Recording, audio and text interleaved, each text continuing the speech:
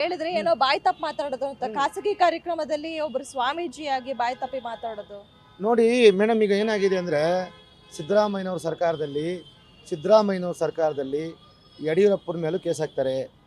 ಆಮೇಲೆ ಇವ್ರಿಗೆ ಸರ್ಕಾರದಲ್ಲಿ ಕೆಲಸ ಮಾಡೋಕ್ಕಿಂತ ಜಾಸ್ತಿ ಹಳೆಯ ಸರ್ಕಾರದಲ್ಲಿ ಏನೇನು ಕೇಸ್ ಹಾಕಬೇಕು ಅನ್ನೋದೇ ಕೆಲಸ ಆಗಿದೆ. ಸರ್ಕಾರ ಅಧಿಕಾರಿಗಳನ್ನ ದುರುಪಯೋಗ ಪಡಿಸ್ಕೊಂಡು ಇವರು ಈ ಥರ ಒಂಥರ ಬಯಾಸ್ಡ್ ಕೇಸ್ ಕಂಪ್ಲೇಂಟ್ನ ಫೈಲ್ ಮಾಡಿ.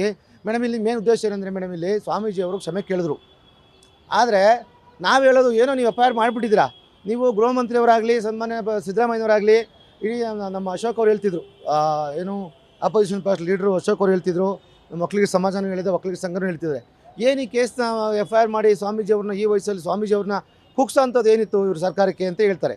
ನಾನೇನು ಹೇಳಿದೆ ಅಂದರೆ ಈ ಸರ್ಕಾರ ಕಾಂಗ್ರೆಸ್ ಸರ್ಕಾರ ಜಾತ್ಯತೀತ ಸರ್ಕಾರ ಅಂತ ಹೇಳ್ಕೊಂಡು ಒಂದು ಜಾತಿ ಒಂದು ಕೋಮು ಸಪೋರ್ಟ್ ಮೆಚ್ಚೋಕ್ಕೋಸ್ಕರ ಈಗ ಯಾವುದೋ ಒಂದು ಈಗ ಮುಸ್ಲಿಂ ಜನಾಂಗ ಹಿಂದೂ ಜನಾಂಗ ಚೆನ್ನಾಗಿದ್ದೀವಿ ನಾವು.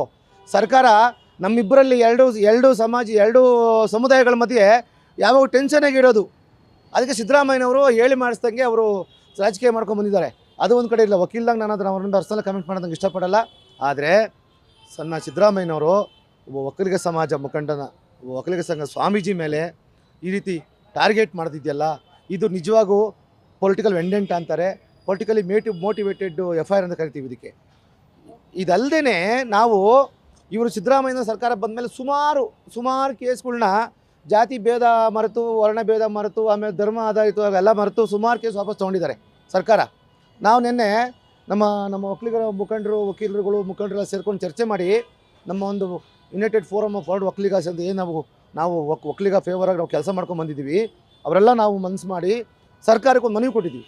ಏನು ಮನವಿ ಅಂದರೆ, ನೀವು ಸುಮಾರು ಪ್ರಕರಣ ವಾಪಸ್ ತೊಗೊಂಡಿದ್ದೀರಾ ಅಂತ ಹೇಳಿ ಮುಖ್ಯಮಂತ್ರಿ ಸಿದ್ದರಾಮಯ್ಯನವ್ರಿಗೆ, ಉಪಮುಖ್ಯಮಂತ್ರಿಗಳಾದಂಥ ಡಿ ಕೆ ಶಿವಕುಮಾರ್ ಅವರಿಗೆ ಹಾಗೂ ಮಾನ್ಯ ಗೃಹ ಮಂತ್ರಿಗಳಿಗೆ, ಗೃಹ ಕಾರ್ಯದರ್ಶಿಗಳಿಗೆ, ಪೊಲೀಸ್ ಕಮಿಷನರ್ಗೂ ಸಹ ಕೊಟ್ಟು ನಾವು ನಿನ್ನೆ ಈ ಒಂದು ಪತ್ರದ ಕಾಪಿನ ನಾವು ಪೊಲೀಸ್ ಇನ್ಸ್ಪೆಕ್ಟರ್ ಸಹ ಕೊಟ್ಟಿದ್ದೀವಿ. ಇದ್ರ ಉದ್ದೇಶ ಏನಂದರೆ ನಾವು ಏನೋ ಸ್ವಾಮೀಜಿ ಅಂದಿರೋದನ್ನ ಅದು ಸರಿ ಅಂತ ಸಮರ್ಥಿಸ್ಕೊಳೋದಲ್ಲ. ಏನೋ ಬಾಯಿ ತಪ್ಪಿಂದನೋ ಯಾವುದೋ ಒಂದು ಸಂದರ್ಭದಲ್ಲಿ ಈ ಥರ ಆಗೋಗಿದೆ. ಇದೇ ಥರ ಕೇಸ್ಗಳು ಮಾಡ್ತಾ ಹೋದರೆ ದಿನನಿತ್ಯ ಸೋಷಿಯಲ್ ಮೀಡಿಯಾದಲ್ಲಿ, ಟಿ ವಿ ಮೀಡಿಯಾದಲ್ಲಿ, ಪ್ರಿಂಟ್ ಮೀಡಿಯಾದಲ್ಲಿ ಎಲ್ಲರೂ ಏನೇನೋ ಕೆಟ್ಟ ಅಸಂವಿಧಾನಿಕ ಪದಗಳು ಬಳಸ್ತಾರೆ. ಜಾತಿಗಳ ಮಧ್ಯೆ ದ್ವೇಷ ಬರುತ್ತೆ ಮಾತಾಡ್ತಾರೆ, ಧರ್ಮಗಳ ಮಧ್ಯೆ ದ್ವೇಷ ಬರೋದೆಲ್ಲ ಮಾತಾಡ್ತಾರೆ. ನಾನು ಹೇಳೋದೇನೆಂದರೆ, ಸ್ವಾಮೀಜಿಯವ್ರನ್ನ ನೀವು ಟಾರ್ಗೆಟ್ ಮಾಡಿ ಈ ಒಂದು ಕಾಂಗ್ರೆಸ್ ಸರ್ಕಾರ ಅಧಿಕಾರಕ್ಕೆ ಬಂದಾಗಿಂದ ಒಕ್ಕಲಿಗ ವಿರೋಧಿ ನೀತಿಗಳನ್ನ ಮಾಡ್ಕೊಂಬಂದಿದೆ. ನಾವು ವಕೀಲರಾಗಿದ್ದೀವಿ ಅಂತೇಳಿ ನಾವು ಒಕ್ಕಲಿಗ ವಿರೋಧಿ ನೀತಿನ ನಾವು ಸಹಿಸ್ಕೊಂಡಿರೋಕ್ಕಾಗಲ್ಲ. ನಾವು ಒಕ್ಕಲಿಗ ವಿರೋಧಿ ನೀತಿ ಏನು